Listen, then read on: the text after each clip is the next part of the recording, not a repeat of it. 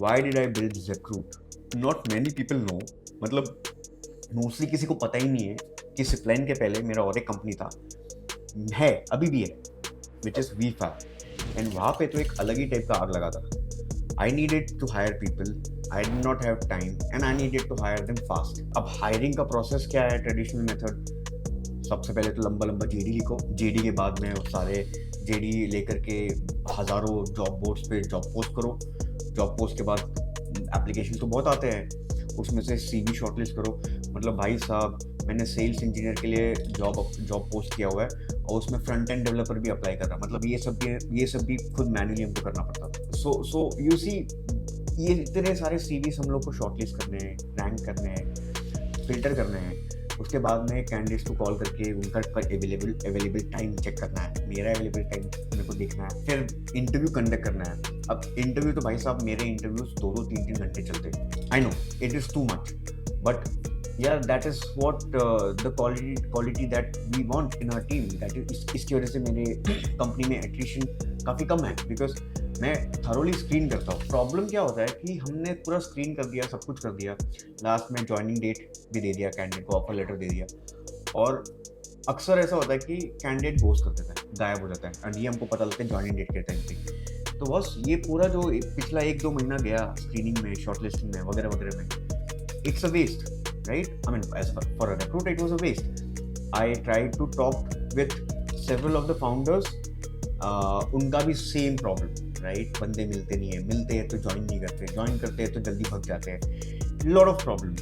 CHRO से बात किया, वहाँ पे भी सेम इश्यूज. नाउ जब मैं ये सोच रहा था, that is when I realize कि बॉस, मेरे कंपनी में 4-5 ओपनिंग्स अनफुलफिल थे फॉर 6 to 8 months. सिमिलरली मेरे पीयर्स की कंपनीज में भी सेम फंडा. छोटे कंपनी से 4-5 ओपनिंग्स है, साल भर भरे नहीं है. मतलब मान लो 50 ओपनिंग्स टोटल हमारे सर्कल में हो गया. ये तो छोटे कंपनीज का बात हो. बड़े कंपनीज का देखेंगे तो बड़े कंपनीज में तो I mean it is like hundreds of job openings which remain vacant because of the laborious hiring processes of today's time. So basically ये जो ओपनिंग्स हमारे पास पड़े हैं, it is not just a waste और नुकसान फॉर द रिक्रूटर. मतलब ये सिर्फ रिक्रूटर के लिए नुकसान नहीं है बॉस, ये जॉब सीकर के लिए और बड़ा नुकसान है. इमेजिन 8 महीने 100 जॉब ओपनिंग्स वेकेंट है. अगर वो 100 जॉब ओपनिंग्स भरे होते और फुलफिल हो गए होते तो 100 लोगों को एक अपॉर्चुनिटी मिला होता 8 महीने पहले. Right? That is when I decided, okay, we need to fix this problem. And Zeproot was born. So Zeproot was basically born, the idea was started, the seed was sown when I faced the problem and I wanted to build something for myself. But when I realized it's a bigger problem, I thought, okay, let's build a solution which is permanent, not just for us, but for everyone. That's how Zeproot was born. Now, Zeproot का simple फंडा है, आपको job ढूंढने की जरूरत नहीं है. Jobs आपको ढूंढ के आपके इनबॉक्स में आएगा, आपके व्हाट्सएप पे आएगा. All you need to do is just click on that link and press that apply button. अगर आप शॉर्टलिस्ट होते हो, आपका नेक्स्ट राउंड आ जाएगा.